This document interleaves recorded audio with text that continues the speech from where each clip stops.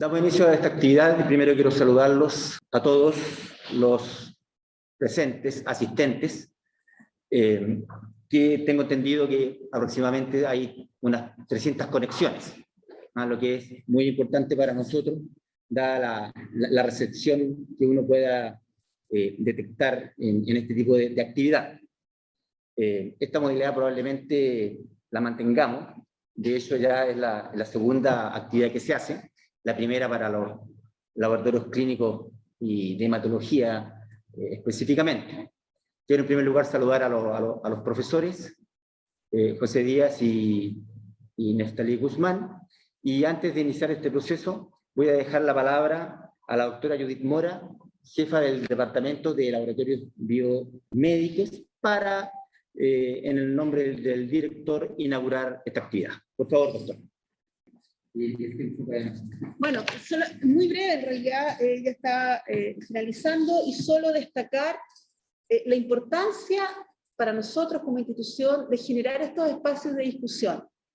La verdad que una de las oportunidades que nos ha entregado la pandemia es esta posibilidad de hacer reuniones virtuales con una tecnología cada vez más avanzada. Hay algunos inconvenientes, pero hemos ido progresando. Agradece también la colaboración de Hospital Digital, y es una llegada muy importante, 300 conexiones, y de todo el país. La verdad es que es una ganancia y es una modalidad que llegó para quedarse y que nos permite poder tener una mayor cobertura, y eso es fundamental para nosotros, y que tampoco los saca a ustedes de su lugar de trabajo, y pueden compartir desde regiones y de otros lugares también estas experiencias.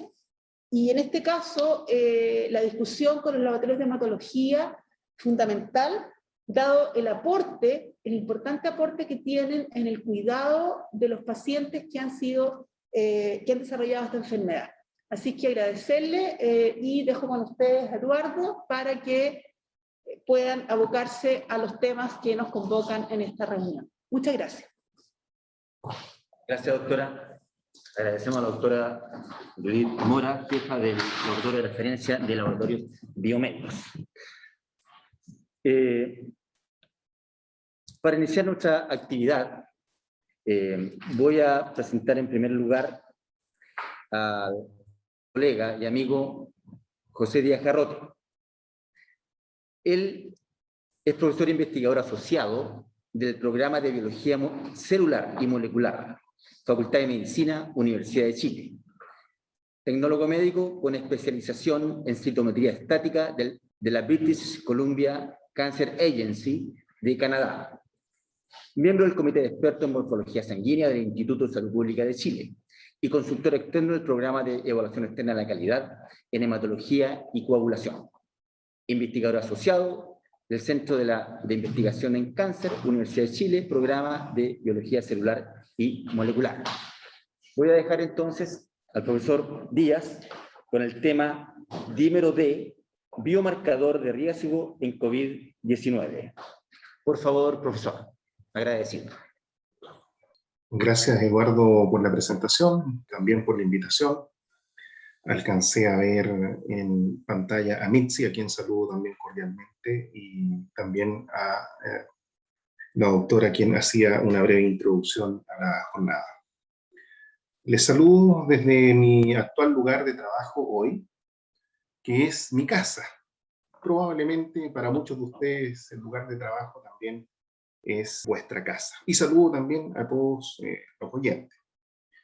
Sin más preámbulo y dilación, comenzamos con esta presentación que la he titulado Dímero D en pacientes con COVID-19. Y para ello voy a hacer algunas referencias que yo creo que están suficientemente ya cimentadas con todo lo que sabemos de COVID en el área de laboratorio, pero parto con estos primeros análisis a nivel histopatológico, donde se mostraba que la lesión o la infección por COVID-19 se presenta como una neumonía viral con daño endotelial alveolar difuso y lesiones a nivel endotelial, epitelial y en membranas hialinas. En el análisis anatomopatológico que se presenta allí se observan algunos neumocitos reactivos y obviamente existe también infiltrado inflamatorio discreto o leve en la modalidad de macrófagos y linfocitos. Y es esencial la presencia de estos infiltrados, debido a que a gran parte de la fisiopatología del paciente con COVID y lo que vamos a ver en torno al dímero D versa y está en relación precisamente al macrófago como un elemento de la inmunidad innata a nivel pulmonar. Si ustedes pueden seguir mi cursor, me pueden confirmar si es así. Podemos ver a la izquierda de ustedes la presencia de los neumocitos tipo 1, tipo 2 y también los macrófagos alveolares que están dentro de la inmunidad innata, asociados también a células dendríticas en este fenómeno de homeostasis del intercambio gaseoso propio, característico y esencial para la vida del individuo. También a la izquierda de ustedes podemos ver el vaso sanguíneo y este vaso sanguíneo revestido por la célula endotelial. La importancia que tiene esta célula endotelial es algo que ustedes ya conocen muy bien, que seguramente recordarán que la célula endotelial es esencial para mantener las plaquetas en un estado de no activación a través de varios procesos, dentro de los cuales podemos mencionar la expresión de óxido nítrico, puesto que presenta una enzima denominada óxido nítrico sintetasa endotelial y que aparentemente este óxido nítrico es el elemento más relevante para mantener las plaquetas en un estado de no activación. Por otro lado, la célula endotelial tiene la posibilidad de secretar adenosina, que bloquea los receptores de ADP, y alternativamente también expresa una ecto-ADPasa que hidroliza el ADP, un potente agonista plaquetario, y que impide entonces la activación de las plaquetas. Asociado a la membrana también de la célula endotelial, como ustedes pueden ver aquí a la izquierda, se encuentra el sistema trombomodulina, una proteína integral de membrana, relacionada con los anticoagulantes naturales y que puede, en una primera etapa, neutralizar a la trombina. Asimismo, en etapas más tardías del componente trombomodulina, este se relaciona también con el sistema proteína C, proteína S, también dentro del área de los anticoagulantes naturales. Pues de esta forma y de manera fisiológica funciona este binomio endotelio-alvéolo, y en el contexto de la infección por COVID se producen algunos cambios, como ustedes pueden ver hacia la derecha. COVID-19 ya sabemos que puede infectar a través de la expresión de un receptor CD143, ampliamente distribuido en varios tipos celulares. Y no es la excepción los neumocitos, y no es la excepción las células dendríticas, no son la excepción los macrófagos, que reaccionan, como ustedes pueden ver acá, y como hemos traído de nuevo a la palestra en estos tiempos, reaccionan generando una tormenta de citoquinas. Y es precisamente en esa tormenta de citoquinas que también se genera un daño a nivel de los neumocitos tipo 1 y tipo 2, y esto también permite permeabilizar la infección de COVID-19 hacia la célula endotelial del vaso sanguíneo. ¿Y es lo que ocurre? COVID-19 también puede infectar la célula endotelial y por lo tanto inhibir todos estos mecanismos que ya he mencionado en torno a mantener a las plaquetas en un estado de no activación. Se deteriora entonces el sistema óxido nítrico sintetasa endotelial, no hay producción de óxido nítrico, no hay secreción de adenosina, no se expresa o disminuye la actividad ecto-ADPasa. Y como consecuencia, esto va a traer la formación de un coágulo, lo que se ha denominado una coagulopatía asociada a COVID y que está dentro de los cánones que hoy denominamos inmunotrombosis, porque el mecanismo que lo generó obviamente fue el despertar de esta respuesta exacerbada del sistema inmune que hoy llamamos y conocemos como tormenta de citoquinas. Si avanzamos en la figura, podemos ver que la célula endotelial también se puede activar y la activación de ella tiene consecuencias como la liberación de factor von Willebrand de alto peso molecular. Y ustedes ya recordarán que el factor von Willebrand de alto peso molecular tiene propiedades procoagulantes. Y en esta relación indefectible plaqueta-factor von Willebrand, esto también puede activar la coagulación. Si avanzamos en el daño endotelial, vemos también que producto de la infección por COVID se escinde, se remueve, se pierde la unión de la trombomodulina a la membrana y por lo tanto el sistema trombina, proteína C, proteína S como anticoagulante natural no es efectivo para regular la coagulación asociada a COVID que se está produciendo en este paciente. Muy relacionado también con el daño endotelial, podemos ver la secreción de P-selectina, que yo diría que desde el año 2010 se ha vinculado con un buen biomarcador de riesgo de trombosis. Liberación entonces de P-selectina.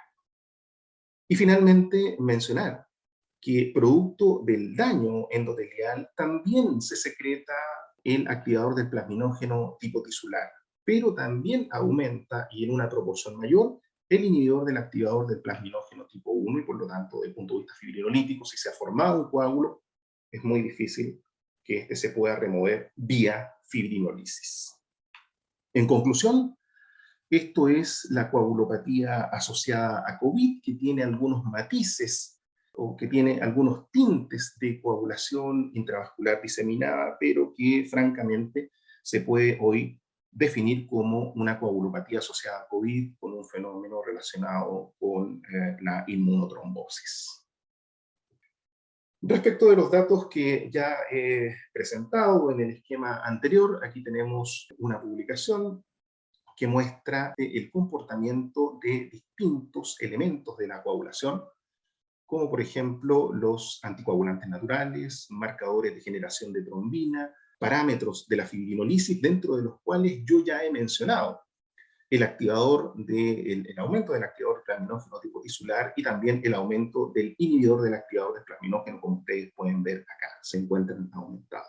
Frente a este rol trombótico de la coagulopatía asociada a COVID, también se ha vinculado de manera muy importante la hipoxia. Y cuando hablamos de hipoxia a nivel celular molecular, no podemos dejar de mencionar a HIF, el factor inducible por hipoxia, tipo 1 y tipo 2, que se le ha vinculado fuertemente a esta condición aterotrombótica que ocurre en el paciente con COVID. Solo recordar que HIF hace un par de años, un año o 2 años atrás, o el investigador que describió HIF fue premiado y galardonado con el Nobel de Medicina, sin saber que hoy también HIF, como una vía canónica, está presente de cierta manera en la fisiopatología del paciente con COVID-19 y la patología trombótica, que es lo que me compete hablarles en este momento. ¿Qué es lo que hace HIF? Por ejemplo, inhibe la proteína S.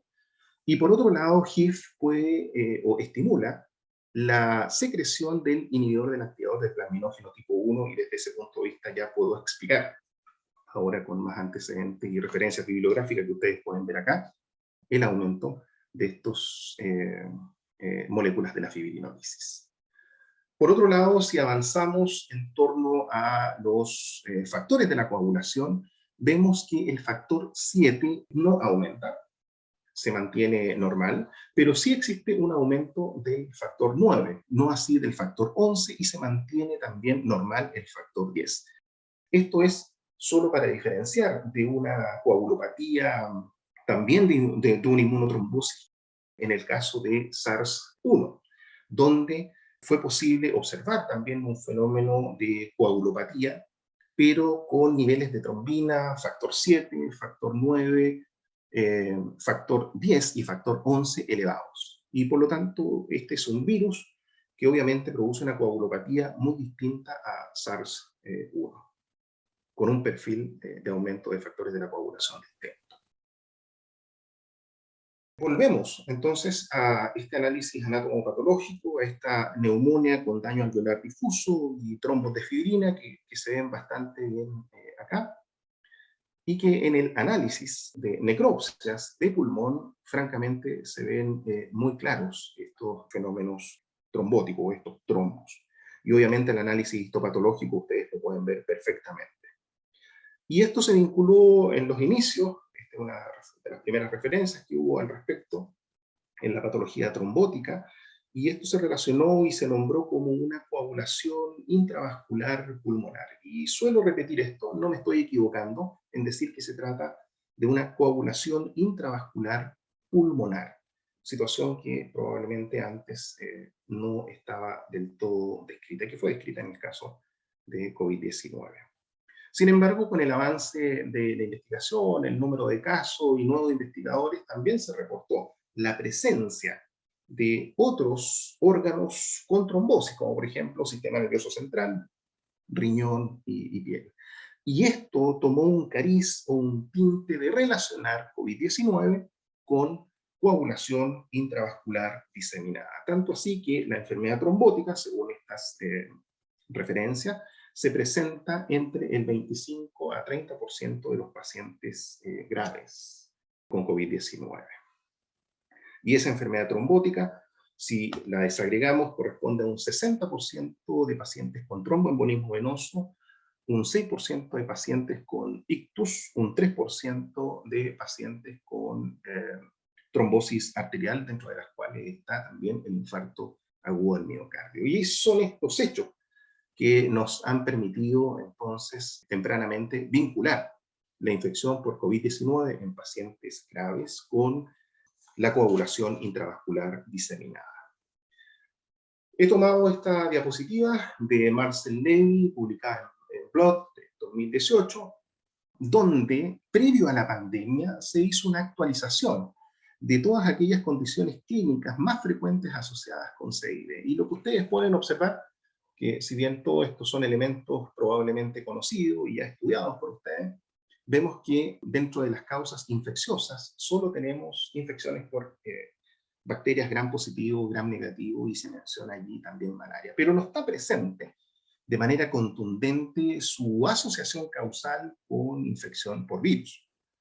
Y por lo tanto, era uno de los primeros eslabones que estaba fallando, probablemente no había sido descrito, pero era uno de los primeros eslabones que hacía predecir que esto no era completamente una CID. Aún así, se tomó la decisión de avanzar en una patología, o al menos en nombrar esta patología como una microangiopatía trombótica, dentro de las cuales aquí está presente el CID como una causa secundaria. Pero en esta condición de microangiopatía trombótica tenemos una pentadiagnóstica que aquí se presenta, que corresponde a una trombocitopenia, hemólisis, síntomas intestinales, síntomas neurológicos y daño renal.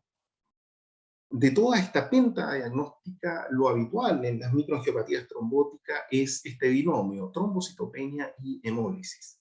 Y verdaderamente el caso de la trombocitopenia es poco probable en el paciente con COVID-19, es decir, se presenta solo en el 30% de los pacientes más graves. Y por lo tanto no era muy claro este fenómeno de microangiopatía trombótica o asociación con CID.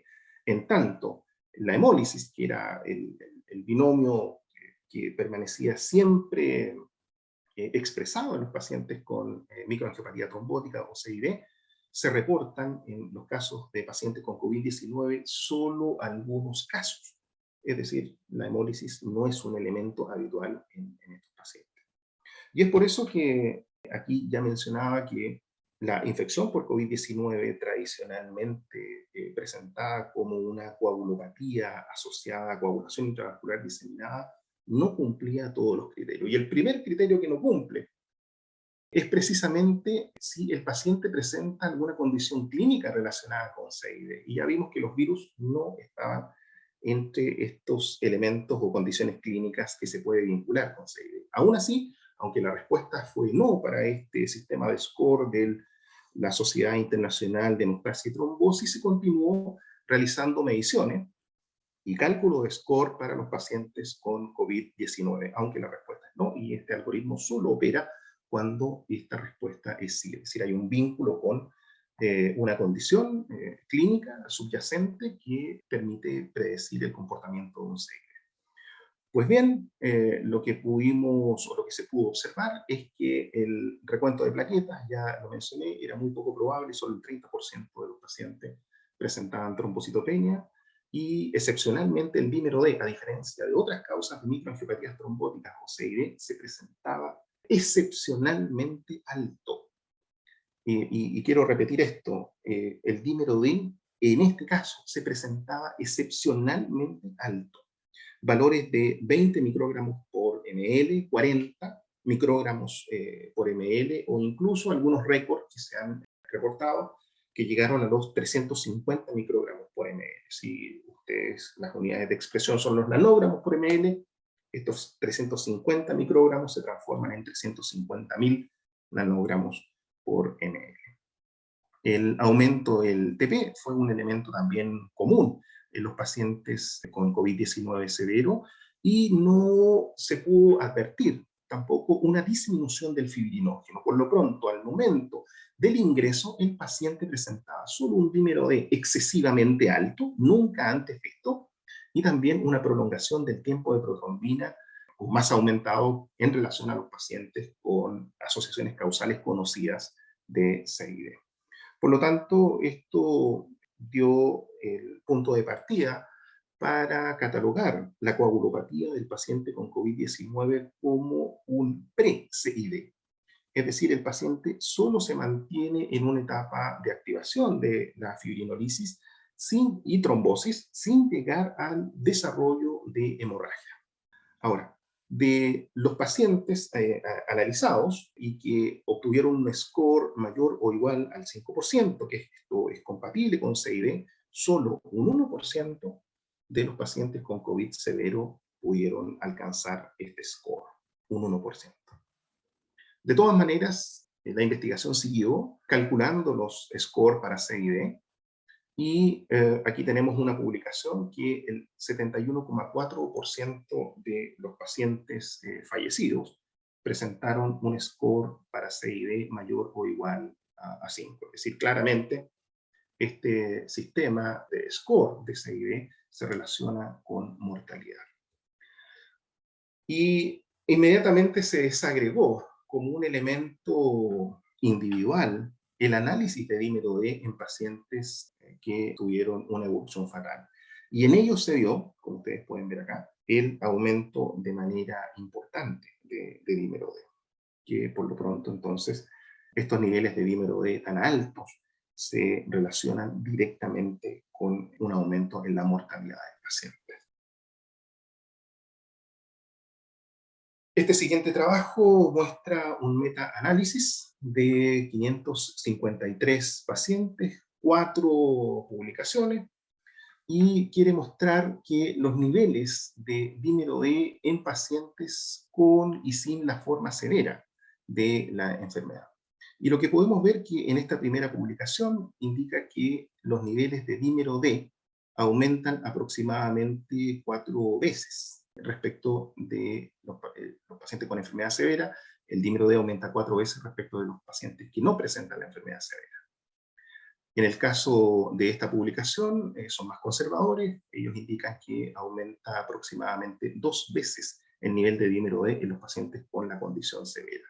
WAM publica aproximadamente 4 veces el aumento de dímero D, y SU publica que el aumento o el número de veces que aumenta el dímero D en los pacientes con enfermedad severa se acerca a 7,5%. En promedio, en este metaanálisis se puede concluir entonces que los pacientes con enfermedad severa aumentan sus niveles de dímero D en aproximadamente 3 veces respecto de los pacientes que no presentan la enfermedad severa.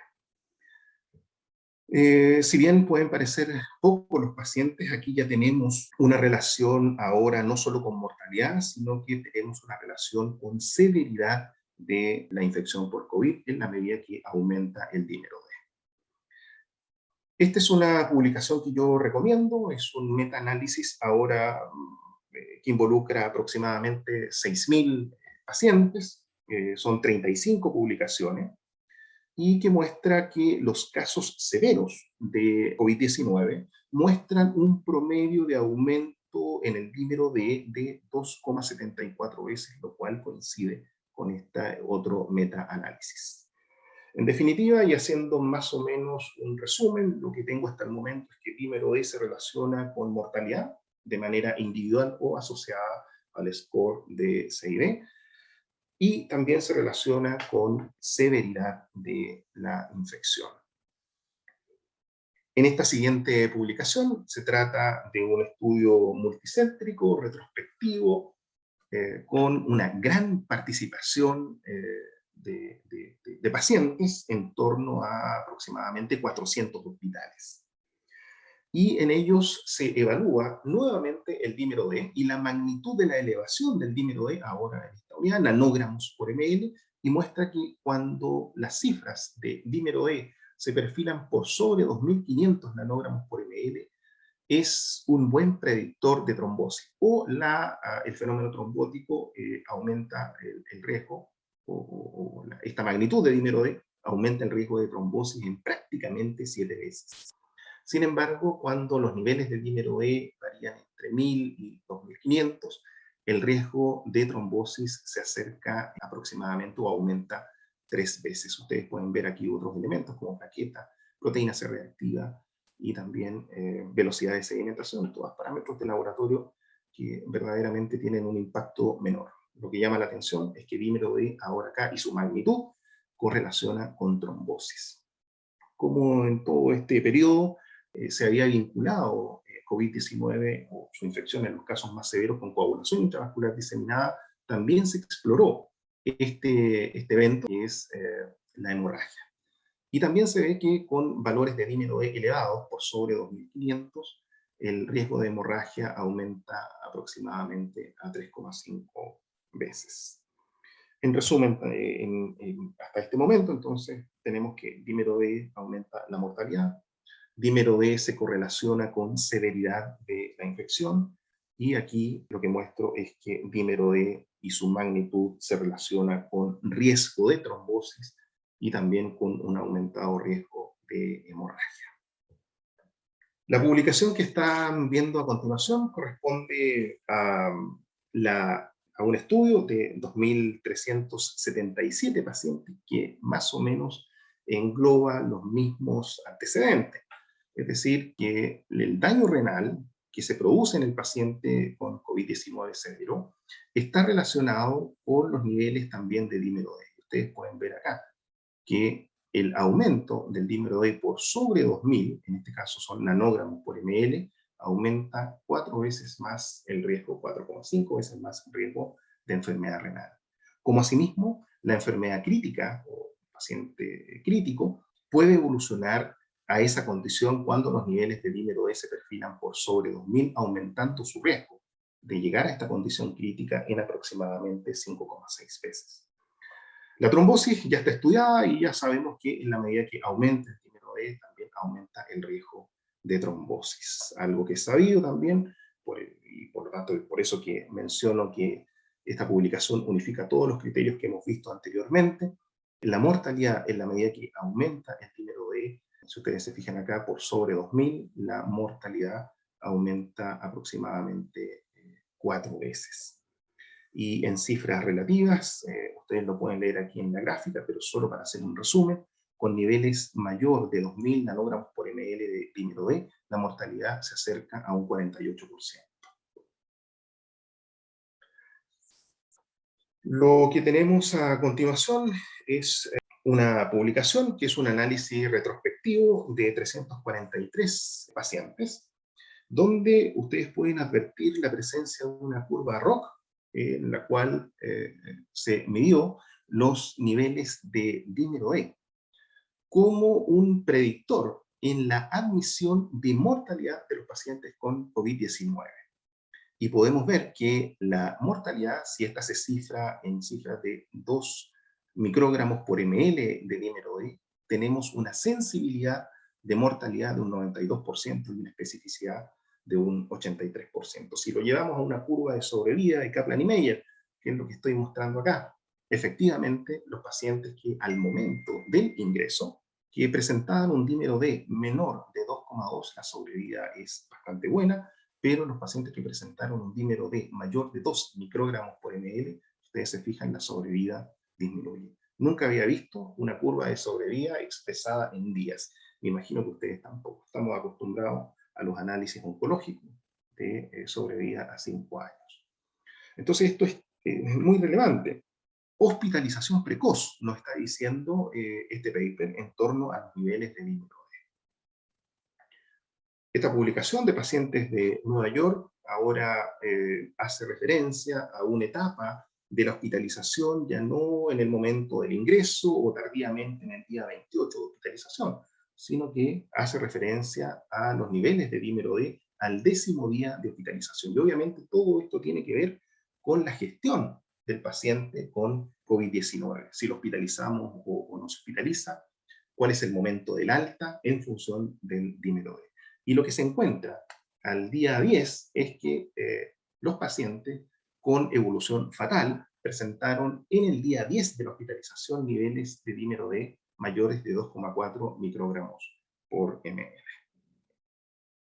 Una tabla comparativa muestra precisamente las diferencias que existen entre coagulación intravascular diseminada y la coagulopatía asociada a COVID. Como ya he mencionado, el tiempo de protrombina puede elevarse bastante, lo mismo que el dímero D, más allá de las causas que ya son conocidas de CID. Y por lo tanto, este paciente se mantiene en una condición denominada de pre-CID, puesto que, como ya he mencionado, no en todos los casos se afecta a las plaquetas. Y en cuanto a la microangiopatía trombótica, solo hay reporte de casos y por lo tanto no es equivalente CID a la coagulopatía que se presenta en los pacientes con COVID-19. Es en ese contexto, entonces, en que se cuestiona el uso del score de CID en los pacientes con COVID-19 y comienza a aplicarse el score SIC, que significa la coagulopatía inducida por sepsis, que toma algunos elementos del score de CID y agrega otro. Y, lamentablemente, como está escrito desde hace tiempo atrás, lamentablemente no involucra en esta calculadora, en este cálculo de score, no involucra al dímero D, no involucra al fibrinógeno, pero agrega el score SOFA, que dentro de los parámetros de laboratorio tenemos muy bien representados por el recuento de plaquetas. Lamentablemente, en los pacientes con CID, insisto, solo un 30% genera una disminución del recuento de plaquetas o trombocitopenia. De todos modos, las publicaciones a las cuales uno puede acceder donde se evaluó este score SIC están acá y muestran la mortalidad en el día 28 de pacientes que han sido tratados con heparina y pacientes no tratados con heparina. Y lo que podemos ver es que los pacientes que han sido tratados con heparina durante su hospitalización, la mortalidad se mantiene invariablemente en aproximadamente un 30%, independiente de los niveles de dímero D. Ahora bien, y este es un dato muy interesante, los pacientes o la mortalidad de los pacientes que no fueron tratados con heparina, en la medida que aumenta el dímero D, fíjense ustedes, aumenta su mortalidad. Y aquí podemos recordar entonces algunas de las propiedades de las heparinas de bajo peso molecular, que es lo que se utilizaron en este estudio, es que tradicionalmente nosotros la hemos vinculado con efecto anticoagulante, pero también las heparinas de bajo peso molecular tienen un rol antiinflamatorio. Inhiben la quimiotaxis de los neutrófilos, puede inhibir la quimoquina de complemento, por ejemplo, C5, impidiendo la migración de los neutrófilos, y en una palabra no del todo bien traducida probablemente, provoca también secuestro de proteínas inflamatorias. Es decir, las heparinas de bajo peso molecular tienen un rol antiinflamatorio más allá solo del rol anticoagulante. Y por lo tanto, un efecto protector, como lo están viendo ustedes aquí en esta publicación. La Sociedad Internacional de Hemostasis y Trombosis, viendo todos estos niveles de evidencia, incluso se atrevió a la identificación y gestión de pacientes con COVID-19 para el ingreso hospitalario o su hospitalización. Y se atrevió, en términos del dímero D y de otros parámetros de laboratorio, a proponer este algoritmo que indica la medición de dímero D, de tiempo de protrombina, recuento de plaquetas y fibrinógeno. Y si esta condición, fíjense, dímero D marcadamente elevado, tiempo de protrombina prolongado, recuento de plaquetas de 100.000 o más, fibrinógeno menor de 2 gramos por litro. Si se presentan estos parámetros de laboratorio en el paciente con COVID, dice admitir, aunque no haya otros problemas. Obviamente, Todo esto ha tenido retractores, se ha criticado mucho, puesto que la admisión de los pacientes por COVID-19 severo o que son hospitalizados tiene otros criterios clínicos, por ejemplo, la medición de hipoxemia o la medición del status performance o comorbilidades del paciente. Y no está supeditado al ingreso de hospitalizaciones por parámetros como estos de laboratorio. Como conclusión de dímero D, podemos decir que está frecuentemente elevado en pacientes con COVID.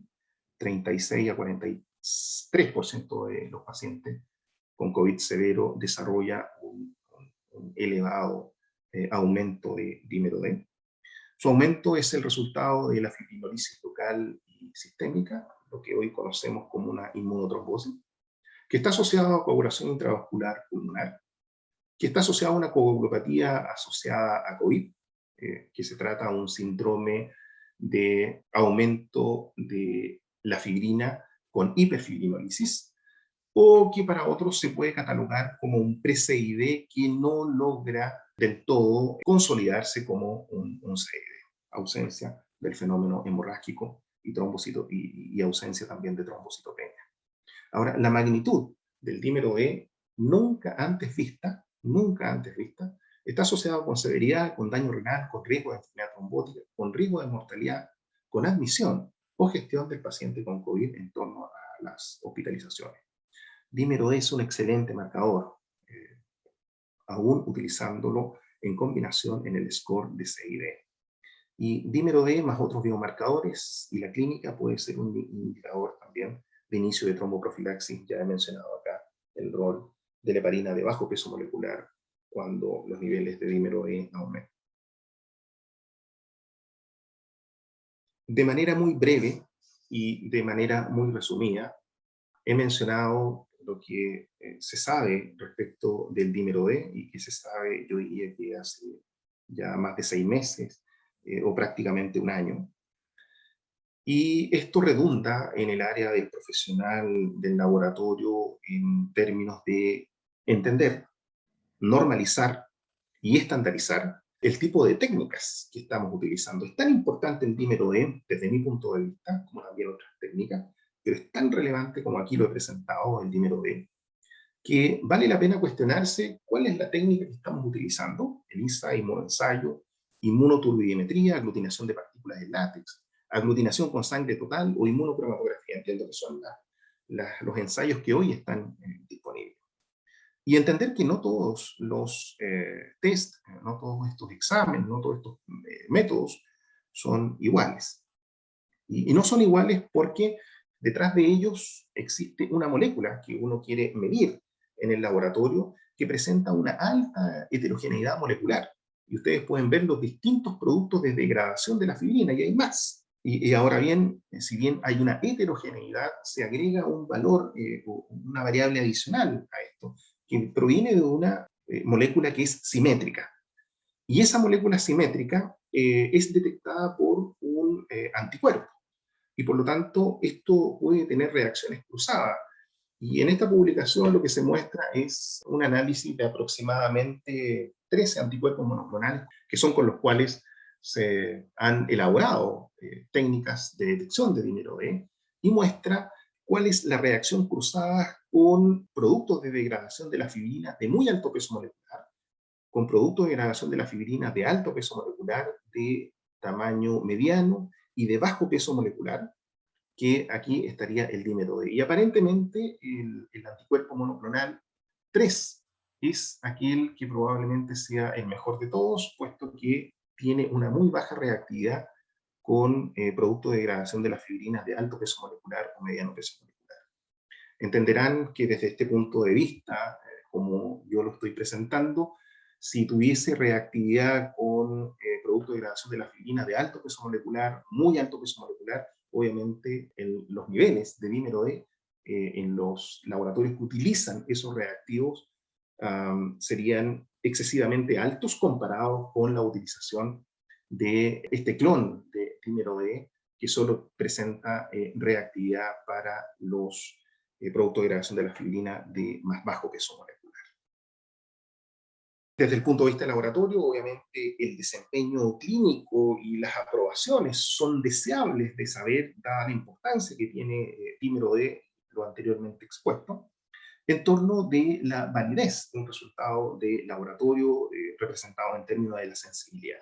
Y esas aprobaciones es necesario verlas o en la FDA o en la CNCI, que se ha pronunciado respecto de la posibilidad de detección o de aprobación de estos kits y de estos anticuerpos monoclonales utilizados para la detección de dímero D. No solo la validez es importante, sino que ustedes se fijan abajo, aparece el valor predictivo. Aquí me faltó una N en la presentación, es un valor predictivo negativo, vale decir, es un índice de seguridad en la estadística del desempeño analítico que busca la probabilidad de un sujeto con un resultado negativo esté efectivamente sano. También tenemos valores que van a depender tanto de la CLSI como de la FDA, pero en general estos están sobre, podría decir yo, todo ello, sobre un 95%. Pero, ¿qué es lo que estamos haciendo en Chile? Esa es la gran pregunta. Este es el reactivo que yo tengo en mis manos y efectivamente está aprobado para la sensibilidad y su valor predictivo negativo en pacientes con trombosis venosa profunda y tromboembolismo pulmonar. Además, se agrega este parámetro de especificidad, que si ustedes se fijan, en la mayoría de los kits hoy comerciales está dentro del rango del 30%, aunque no es un parámetro necesariamente importante en esta determinación, en esta cuantificación. Termino instando a las personas que corresponda a normalizar los calibradores, a normalizar los controles, a demostrar la reactividad que tienen estos kits con terapias biológicas, por ejemplo, en el uso de anticuerpos monoclonales. Recordarán ustedes que más o menos en abril había una gran propuesta del uso de interleuquina 6 en los pacientes pediátricos con COVID-19 y ver cómo existe esta reactividad cruzada con el uso de anticuerpos monoclonales como terapia o con fines diagnósticos. Como asimismo la reactividad endógena en los pacientes que presentan, por ejemplo, artritis reumatoide. Unidades de expresión, esto es del todo pertinente, que pudiéramos lograr estandarizar. Por ejemplo, aquí han visto casi un trabalengua de situaciones en las cuales yo expresaba las unidades en microgramos por ml, en nanogramos por ml, y obviamente todo esto se descalibra aún más si no tenemos una normalización en las unidades de expresión, si ahora esto lo representamos en nanogramos por litro, microgramos por litro u otras unidades, como por ejemplo la que aparece acá, que son las unidades equivalentes de fibrinógeno. Y es por eso que no existe una estandarización y necesitamos estandarizar este proceso. Ahora, probablemente la estandarización llegó en la conversación entre distintos centros, entre distintos colegas, y probablemente ya no nos sorprendimos de los valores excesivamente altos de dímero D, como cuando se inició la pandemia. Y en este punto y en estas conversaciones internas que seguramente tienen que haber tenido en torno a la metodología empleada para la detección de dímero D, quiero agradecer a Maximiliano Ilavaca, quiero agradecer también a Benjamín Rivera, quienes en una ponencia del año pasado, en abril, insistieron en la importancia que tiene el dímero D, y eso me permitió profundizar un poco más en esta área. Respecto de mi experiencia en dímero D, solo les puedo mencionar que mi labor investigativa estuvo relacionada con la detección de un producto de la fibrinolisis en la acción no fibrinolítica de la plasmina. Y por lo tanto, esto me hace presentarme con una cierta propiedad de haber creado un kit en esta área para detección de cáncer, acción no fibrinolítica, pero me permite, como les decía, presentarme con cierta propiedad y conocimiento respecto de la fibrinolisis y lo que ésta representa y cómo se mide. Ha pasado el tiempo, aquí está una de las presentaciones que hice donde Benjamín Rivera y Maximiliano Ilavaca me desafiaron con el dímero D, y esto ya ha transcurrido prácticamente un año. Vemos la primera ola, no está clara la segunda ola, probablemente hay una tercera ola. Ojalá pudiéramos llegar a una normalización del dímero D, dada la importancia que aquí yo he presentado respecto de su medición. Gracias, gracias, profesor Díaz.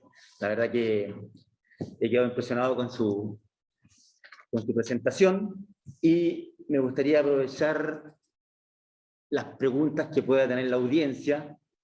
Y acá aparece una pregunta de Fernanda Gutiérrez. Dice, ¿cuál es la frecuencia aconsejada para medir el dímero D como predictor? Una muy buena pregunta. Sí, se mencionó durante la presentación que las mediciones fueron realizadas durante los primeros 28 días de hospitalización. Se hicieron mediciones al momento del ingreso y se hicieron mediciones también a los 10 días. Eso yo creo que va a depender del nivel de gestión que tenga cada hospital y cada profesional a cargo de la admisión de los pacientes, pero como vieron en la presentación, está del todo validada al momento del ingreso, a los 10 días, una hospitalización corta, o en adelante durante los 28 días. Están todas esas posibilidades. Considerando que usted revisó la bibliografía internacional, en la cual mostró algoritmos, y deben haber muchos algoritmos para poder tomar decisiones en cuanto al dímero D. En Chile, no sé si hay revisiones en este tema, ¿existen algoritmos que se están aplicando? ¿Está en conocimiento de eso? Verdaderamente no, Eduardo, no lo he visto. Sí, lo que recibí fueron preguntas al inicio de la pandemia, algunas de colegas y otras derivadas desde el mismo Instituto de Salud Pública, las cuales respondimos en paralelo, en torno a la magnitud del aumento del dímero D. Pero lo que he presentado acá, básicamente, como tú ves, es metaanálisis, es decir, análisis sobre análisis. Y eso tiene un poder brutal desde el punto de vista científico. Ya no es una publicación de un paper aislado, sino que son a nivel de metaanálisis, y aprovecho de recomendar algunas de las lecturas que están acá, que toman muchísima información. La información es tremenda, ha sido violento el número de publicaciones que hay en torno al tema, y en lo que me he basado yo es, como mencionaba, los metaanálisis. Metaanálisis que han derivado en la creación o la aplicación de estos scores, que están del todo validados también. Y bueno, no solo validados desde ese punto de vista, sino que también se han convertido en guías clínicas. Entonces, el metaanálisis está a puertas de los niveles de evidencia para convertirse en guías clínicas. Sin desmerecer la situación que haya ocurrido en Chile, pero aprovecho la oportunidad de expresar mi preocupación y la posibilidad de hacer investigación. Los colegas tecnólogos médicos tienen en sus manos los resultados, hay que tabular, se debe ser bondadoso con la investigación, pero la verdad es que como investigador esas puertas muchas veces se han cerrado, y que finalmente terminamos trabajando con modelos murinos frente a la ausencia de acceder a muestras humanas. El llamado es, bueno, hagamos investigación, facilitemos el proceso de quienes están o quienes tienen en sus manos muestras. Fue muy amplia la respuesta. No, pues correcto, me quedó clarísimo. Voy a formular unas consultas que hemos recibido, ¿no es cierto?, a través online, y dice, ¿existe trazabilidad analítica hacia el calibrador de dímero D hoy en día?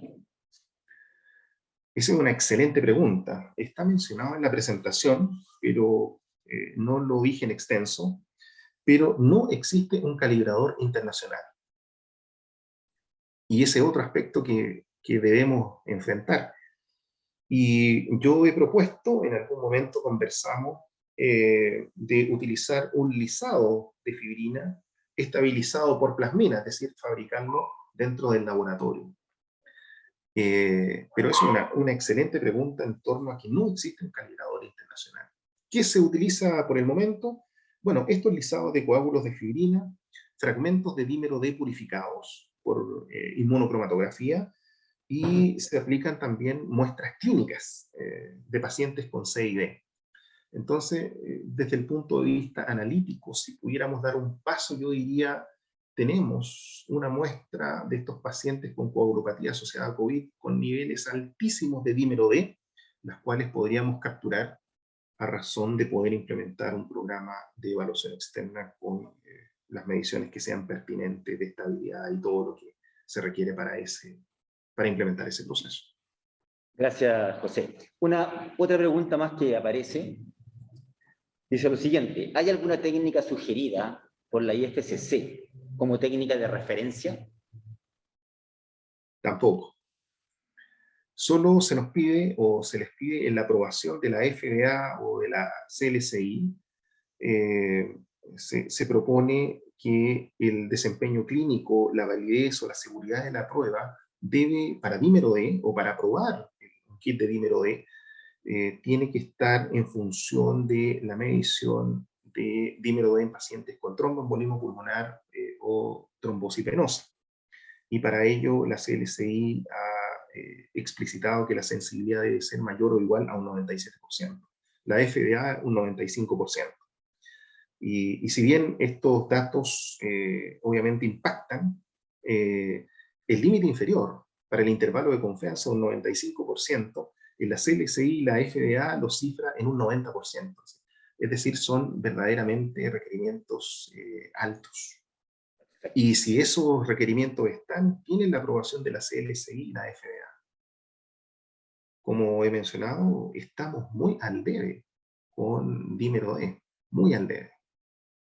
Gracias, José. Mira, la siguiente pregunta, un poco larga, pero dice así: ¿las trampas de neutrófilos NETs están involucradas en el mecanismo inmunotrombótico, ya que estas poseen FT, ¿cierto?, en su estructura? ¿Ha podido revisar o tiene información si la medición de NETs tiene relación con la evolución de la coagulopatía asociada a COVID? Sí, no lo quise mencionar en la presentación, pero en la primera diapositiva están las netosis. Y claro, expresan factor tisular, se desacopla a la cromatina, se expresan prolongaciones citoplasmáticas en una combinación de fosfolípidos aniónicos y se desacopla la estructura de la cromatina con nucleosoma. Y claro, están involucrados, pero no, aquí quiero ser honesto, no conozco alguna publicación que haya vinculado esto a nivel clínico, cómo detectarlo a nivel clínico. Hay cosas que yo creo que a lo mejor esta pregunta va dentro del orden de la investigación. Me parece muy bueno este fenómeno de las netosis, pero no se ha vinculado a nivel clínico. Claro, son dos situaciones distintas, la investigación versus lo que está demostrado y lo que se aplica con pacientes. Perfecto. Una siguiente pregunta. Claro. ¿Qué opina del uso del POC en la determinación del dímero D, ya que requieren controles y calibradores poco periódicos? He trabajado con algunos de estos sistemas que francamente es una tira reactiva que utiliza sangre total. Esa es mi experiencia. Una tira reactiva plástica. Me parece que es del laboratorio Roche lo que he ocupado. Utiliza sangre total anticoagulada con heparina. Me parece que es una buena técnica en cuanto a la detección de C y D, pero no sé cuál ha sido su desempeño en la medición de estos niveles altísimos de dímero D. Obviamente, para operar estos equipos, previamente siempre se requiere pasar un control, que también es una especie de cinta reactiva, encapsulada dentro de una matriz de plástico, pero verdaderamente no he sabido de su aplicación. Lo que sí yo pongo en duda, esta necesidad de las técnicas que he mencionado, y esta puede ser una de ellas, ¿qué tan importante es llegar a un valor analítico excesivamente elevado si los valores de corte están dentro de los 2000 nanogramos por litro, o por microlitro, o si los valores de decisión están en los 2500 nanogramos por microlitro? Entonces, yo no sé si es necesario informar 400.000 nanogramos. Entonces, aquí se ha planteado también en la comunidad las técnicas con las cuales también trabajé, las técnicas coagulativas, ¿verdad? Semi-cuantitativas, en látex, que se utilizaban para dímero D. Cuando su expresión semi-cuantitativa, si ya está por sobre 200 nanogramos por ml o sobre 2500 o 2000 nanogramos por ml, ya es suficiente como para trabajar con valores predictores en el área de la mortalidad, de la severidad, del daño renal, etc. No sé qué piensa usted, no sé qué piensa el Instituto de Salud Pública respecto a esa pregunta. A mí me la han hecho varias veces. Yo diría que en este contexto no vale la pena hacer N diluciones para tener el valor analítico más elevado posible. Yo diría, la evidencia nos muestra ya a este nivel que los valores de corte 2000, 2500 nanogramos por ml ya son suficientes predictores.